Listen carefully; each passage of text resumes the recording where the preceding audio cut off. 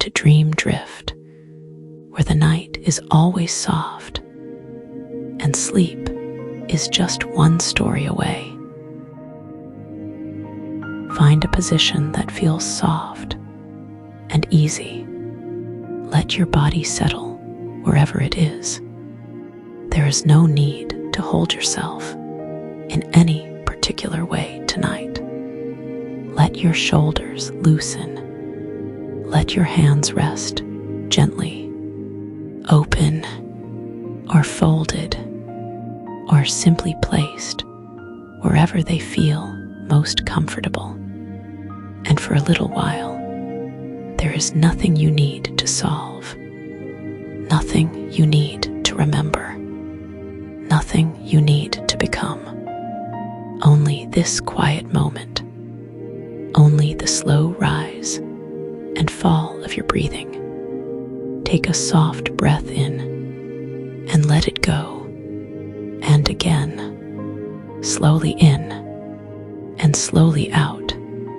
With every breath, the day begins to drift farther away.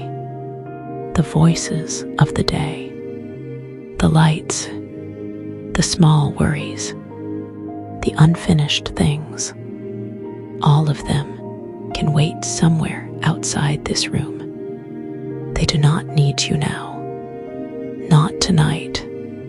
Tonight, let me take you somewhere quiet, somewhere still, somewhere hidden at the very edge of an old garden where time moves slowly and everything seems to understand the value of rest.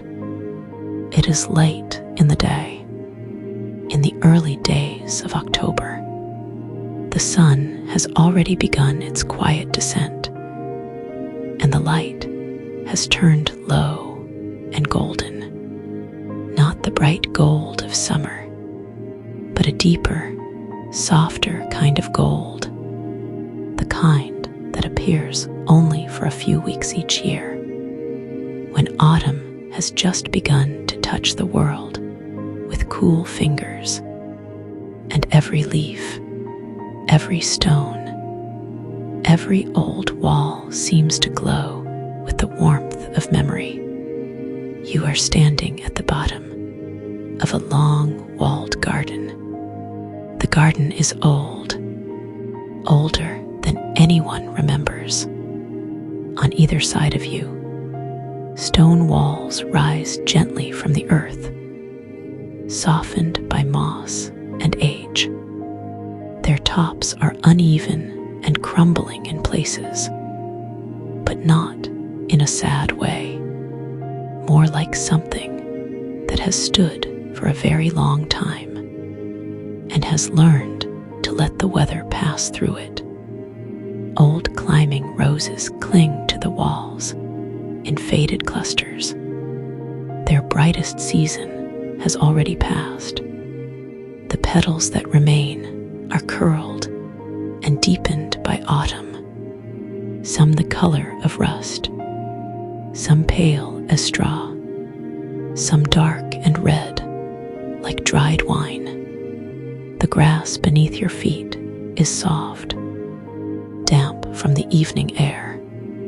When you shift your weight, the blades bend quietly under you. Somewhere close by, hidden among the rose stems, a robin is singing.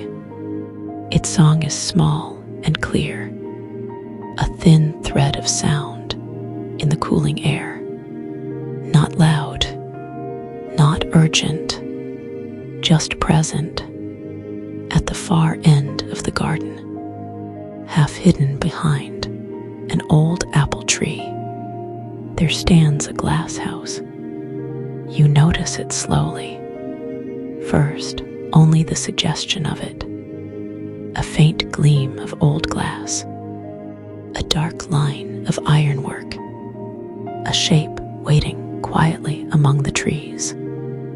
It is an old glasshouse, perhaps Victorian, tall and narrow, with a graceful roof and delicate iron frames holding each pane of glass in place. The little door at the front is rounded at the top, and it stands slightly open, as though someone has just stepped inside, or as though it has been waiting for you.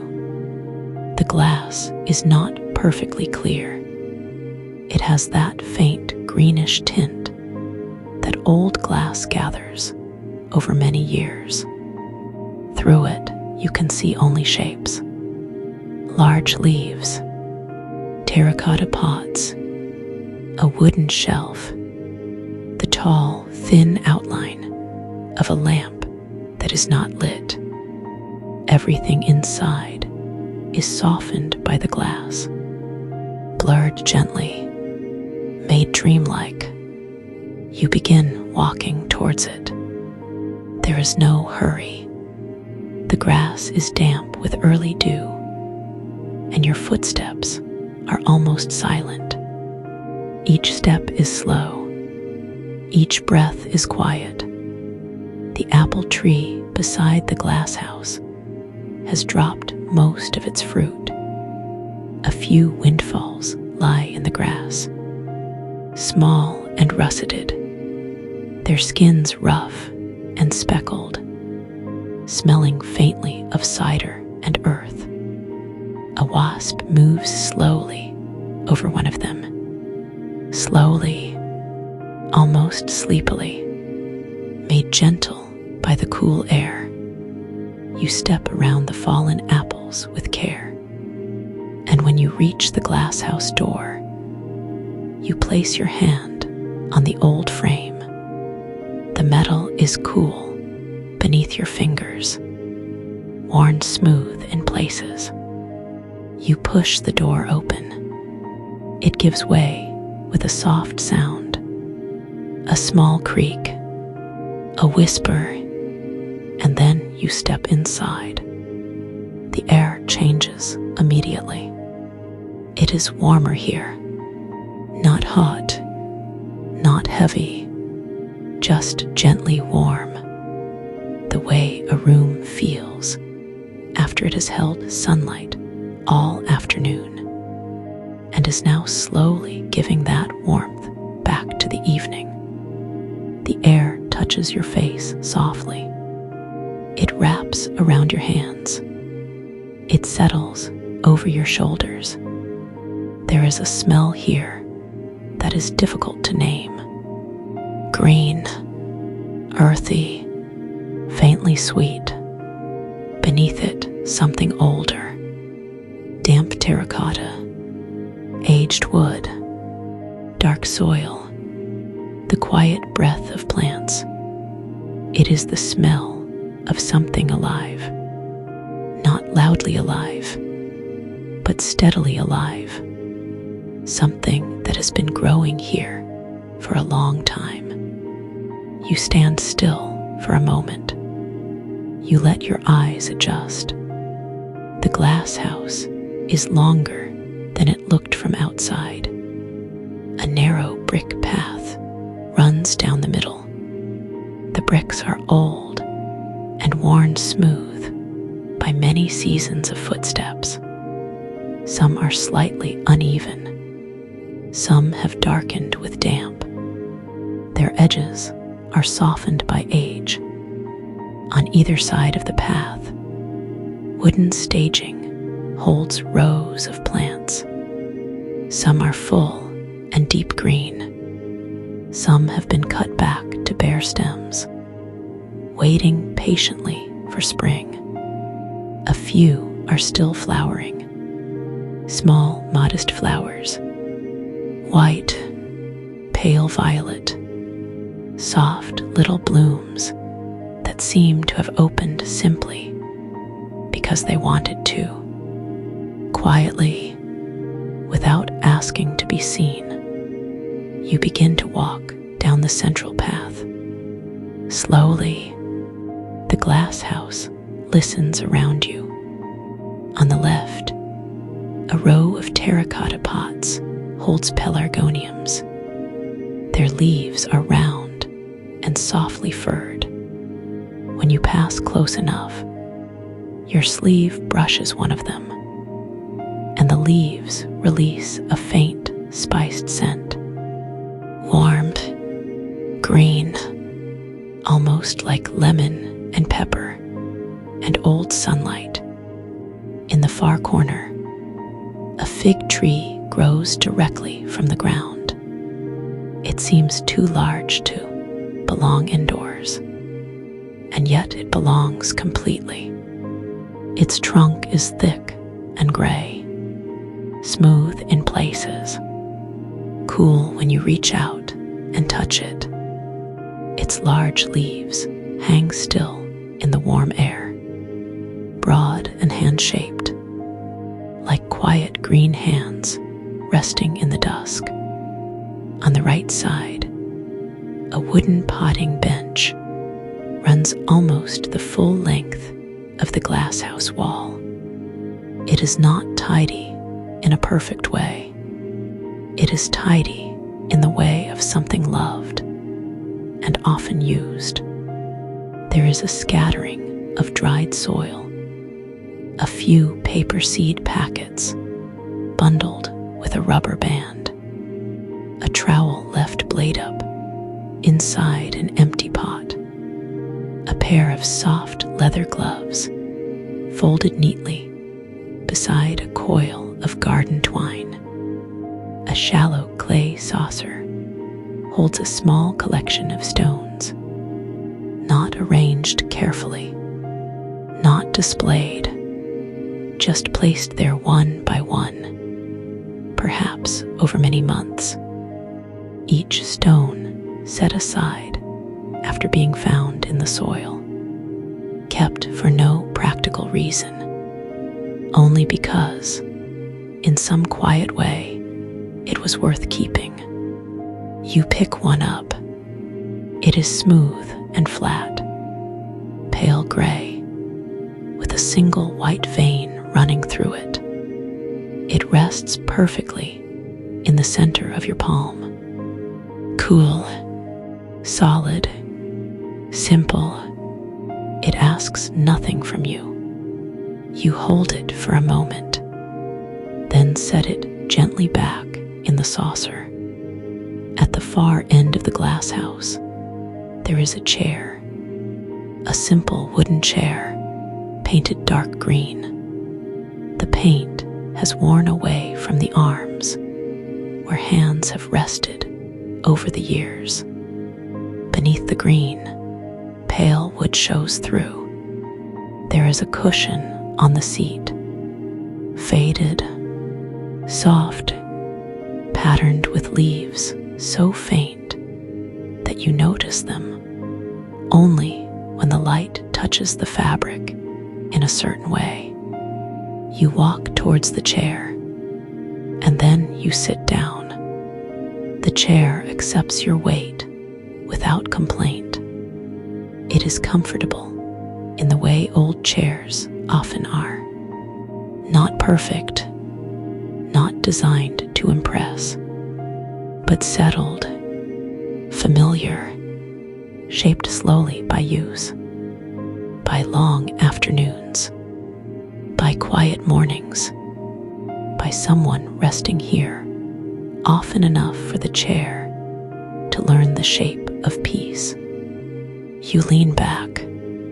From here, you can see the whole length of the glass house, the brick path leading back towards the door, the plants standing quietly on either side, the old glass holding the last of the golden light. The sunlight comes through in long, soft panels. Because the glass is old and slightly uneven, the light bends as it enters. It breaks gently. It spreads across the brick path, across the leaves, across the wooden shelves, not sharply, but softly, as though the light itself has grown tired and kind.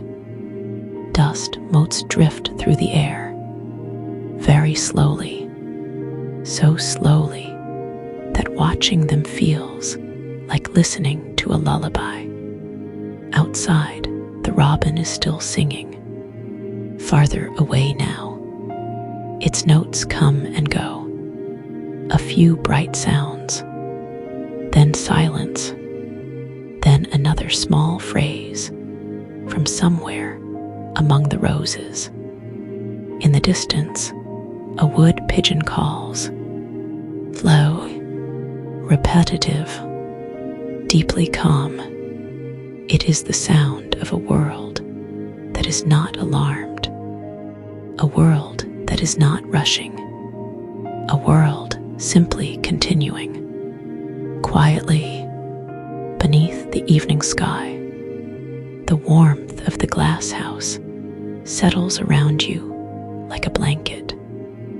On the shelf nearest the chair, someone has left a small clay pot with a candle inside it.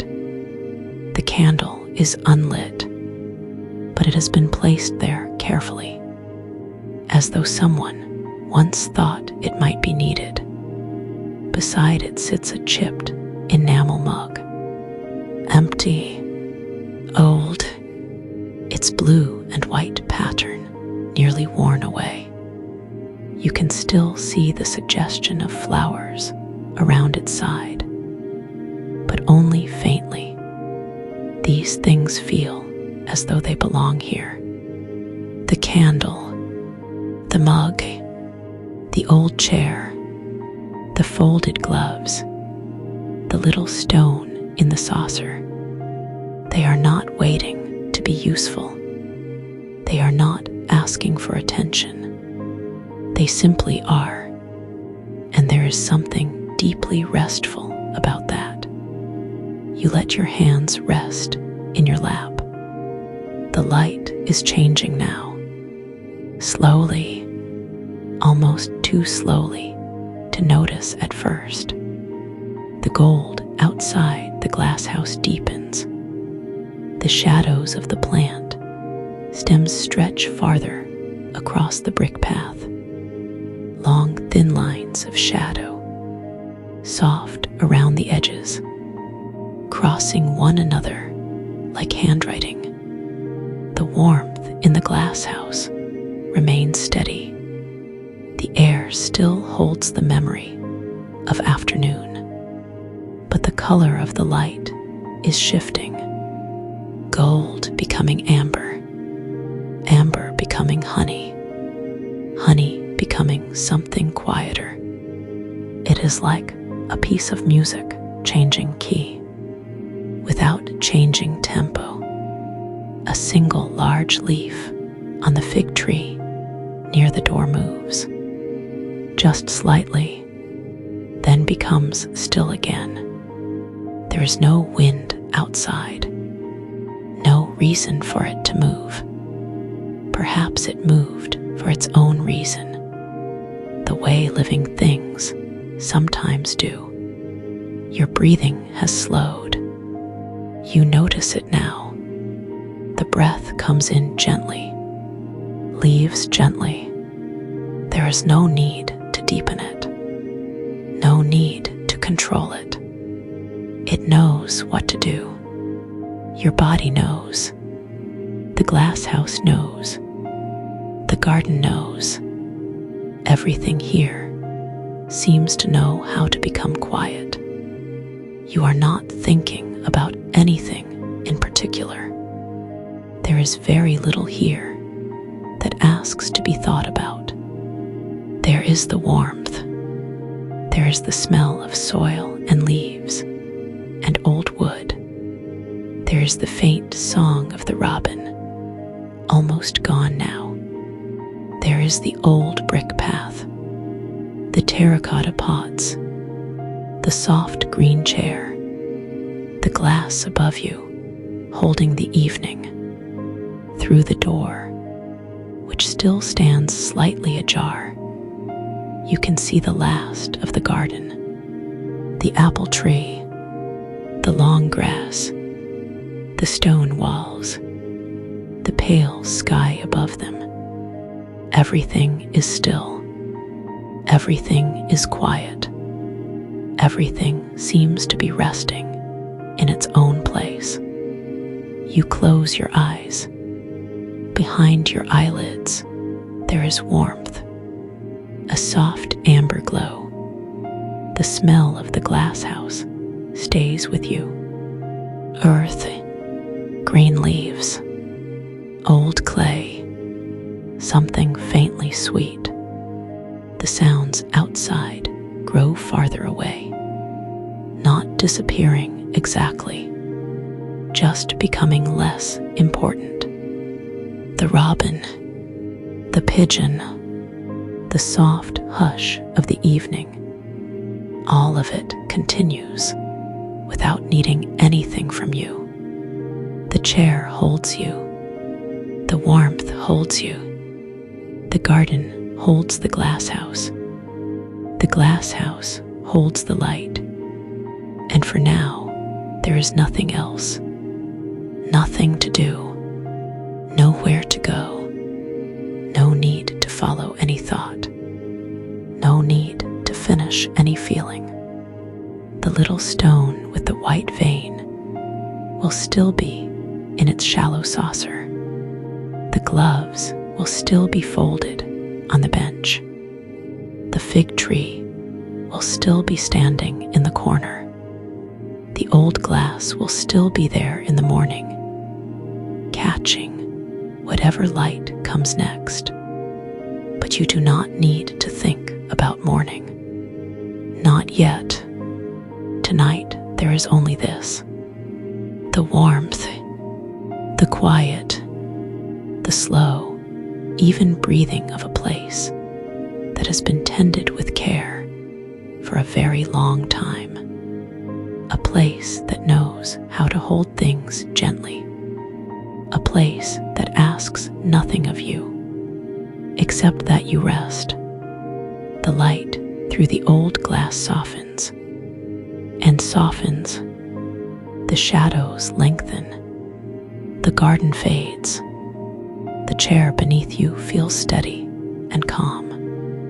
Your breath moves slowly, in and out, in and out, and you let yourself drift, slowly, like a leaf resting on very still water, like dust moving through a long beam of evening sun, like the final note of a robin's song, fading gently into the trees, and the glasshouse remains, warm, quiet, waiting, holding you softly as the world grows dim and peaceful and still.